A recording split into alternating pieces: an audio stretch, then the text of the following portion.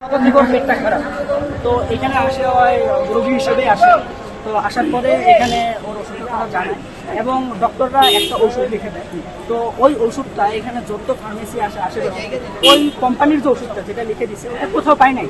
তো আমরা স্বাভাবিকভাবে যদি একটা ওষুধ কোম্পানি যেটা দিচ্ছে ওটা তো না পাই, আমরা সে কি বলবো ভাই এই কোম্পানির ওষুধটা নাই আশেপাশে, এমন কোম্পানির ওষুধ দিচ্ছেন বাংলাদেশে আছে কিনা মানে জানি না।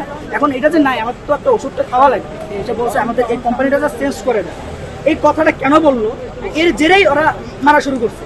এবং প্রথমে আমাদের এখানে শিক্ষার্থী ছিল 2 জন, এখন চিন্তা করেন আমাদের শিক্ষার্থী শুধুমাত্র 2 জন, আর ওরা এখানে মারা শুরু করছে। কি করবে, কিছু করে নাই, আমাদের কিছু করার নাই, ওরা বের হয়ে আসছে আমাদের হলে। আচ্ছা, ওরা কারা সেখানে মারার সময় কারা কারা ছিল একটু বলবে? ওইখানে ইন্টার্ন ছিল এবং যে ডক্টররা ছিল তারা ছিল এবং যে আনসার ছিল, আনসারদের হাতে তো লাঠি ছিল, ওই লাঠি সোটা দিয়ে পর্যন্ত মারছে। এবার ইভেন আমাদের এখানে পরবর্তীতে আমরা যে কয়জন আসি 7-8 জন আসি এবং তারা এসে জাস্ট এখানে দাঁড়াইছে, বিচারটা চাবে, কথা বলবে, কোনো কথাবার্তা নাই, ডিরেক্ট অতর্কিত হামলা চালাইছে এই পর্যন্তর উপর এবং 7 জন শিক্ষার্থীকে আহত করছে। একজনের এইখানে আহত করছে, একজনকে এখান থেকে রক্ত বের হয়েছে, ব্লেড দিয়ে মনে হয় টান দিছিল। এরকম অতর্কিত হামলা চালাইছে দফায় দফায় 3 বার। আচ্ছা, যারা আহত হয়েছে তারা এখন কোথায়?